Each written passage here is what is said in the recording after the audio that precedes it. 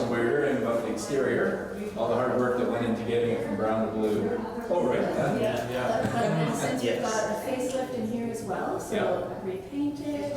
We'll show you in the main hall where all the floors are. Today we're here to announce a Trillium Grant, capital grant fund of $146,500 to refurbish their central town hall, community hall building, which is right behind us. We helped the class celebrate their 50th anniversary, and they had the famous People's Players. Oh yes, here to perform. Did they really? Yeah. It was 6 performances over the weekend, so we had about 600 people pour through for that. Yeah. Wow. Yeah, we're celebrating our most recent Ontario Trillium Foundation grant, OTF, that helped us renovate and upgrade this beautiful building. We also just did recently, we hosted Simcoe County-wide agencies to do human trafficking education. Right. So we had a lot of, like 300 and some people here. The room was packed. It was an excellent education event. Yeah, we're sitting on 290 acres here, beautiful property, and there are 6 residential group living homes here on the property, and there's also a huge 6-acre organic biodynamic garden that all the individuals here help out based on their ability to do so. We used to have a pottery here. We've moved that to Barrie, and we have a number of Highland cattle here as well. We also now have a couple of goats and a horse, so everybody pitches in and helps out with them, and they're very therapeutic. Just going down, some of the individuals that live here going down and visiting with them and helping care for them has just been good for them and certainly good for the animals. I was a member of the board at Collingwood Community Living, E3 Services, and saw firsthand the important work that community living does in our communities, both, as I said, for supported living, but also independent living, and then group living for residents around programs, day programs. And really, it is amazing to see the potential of the residents and the individuals and how they tap into that. And really, it just it warms my heart to see the programs they do here. It's so powerful.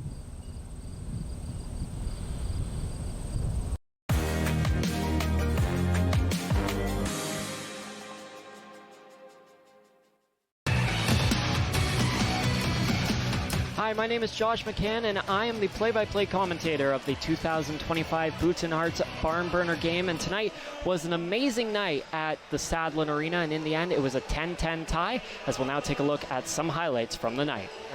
Just missing it there was Leafs prospect Tyler Hopkins. Williamson back out in front. Hopkins, another opportunity, and he scores!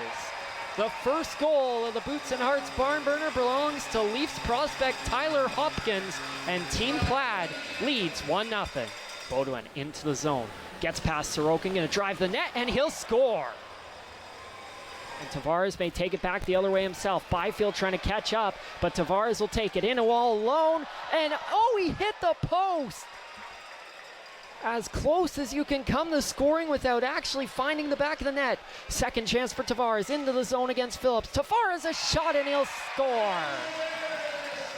60-year-old finds Sorokin, wide open, passes it, broken up, Tavares, Sorokin scores! Riley Sorokin has a pair, and an assist for John Tavares there as well. 7-5 for Team Plaid. So close, Aitchison gets it back now, puts it out in front, Baudouin waits, shoots and scores! Cole Baudouin gives Team Denham the lead. They're looking to go back the other way, and Abby Rock grabs it, maybe a 2-on-1. Michael Misa getting back. Here's Rock, sends it across, scores! Once again, the PWHL connection of Abby Rock and Jill Saulnier have Team Plaid tying the game at 10 in the final minute of overtime. Well, this year, thanks to our partnership, all these players, and all the incredible donors, we are incredibly happy to announce that tonight's game has raised $605,000.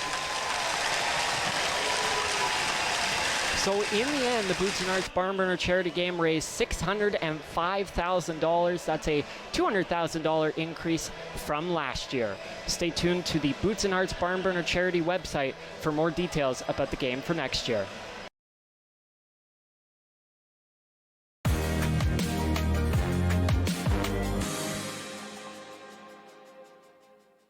Simcoe Muskoka Family Connextions is the Children's Aid Society for all Simcoe and Muskoka. So we provide child services for families and children. We're really the go-to place if anyone has a concern around a child or youth up to 18 years old.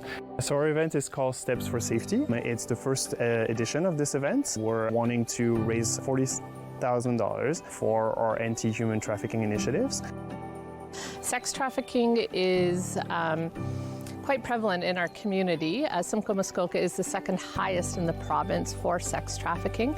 Typically right now what we're seeing is online, so through many social media apps where they're lured and groomed, and then they are exploited by their traffickers. Our work is really educating anybody out in our communities, like agencies, parents, anybody, around like social media, sex trafficking, although how it ties together, because if we can educate, then everyone's aware of what's happening, and then they can educate their children and youth and monitor that.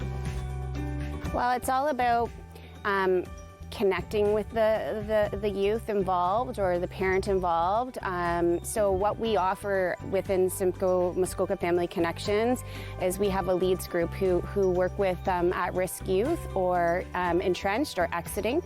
And we will provide education, awareness, support, referral to grassroots organizations that do a lot of the hard work with this population. We want to bring awareness to our community. It's very much here. It's not like in the movies, it's here.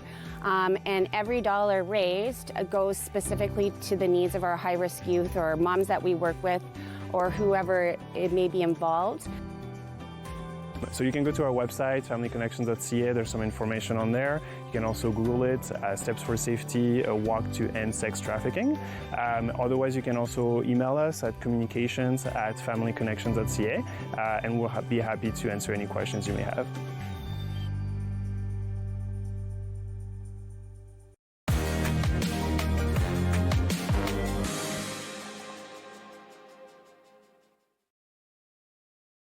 So the downtown car show has been ongoing for 25 years.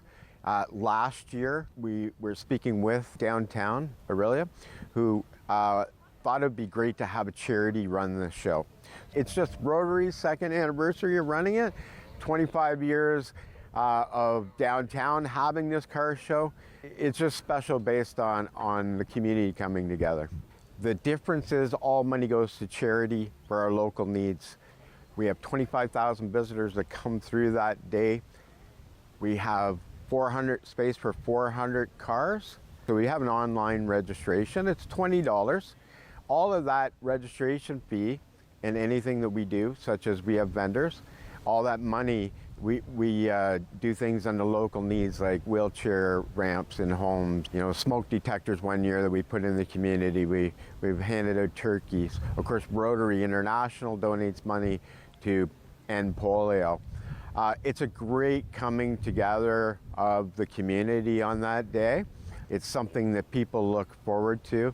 The people that bring the cars make the show. We have Perry Automotive has a engine rebuild, limited engine rebuild, of course. Casino Rama has provided ticket to a casino concert.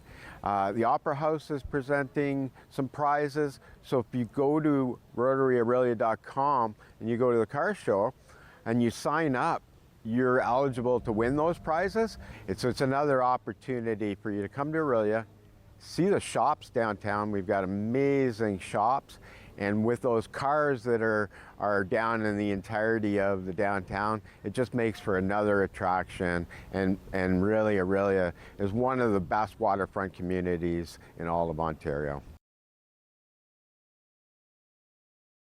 Want to share news from your area? We'd love to hear from you. Email us with your community updates and be part of the conversation.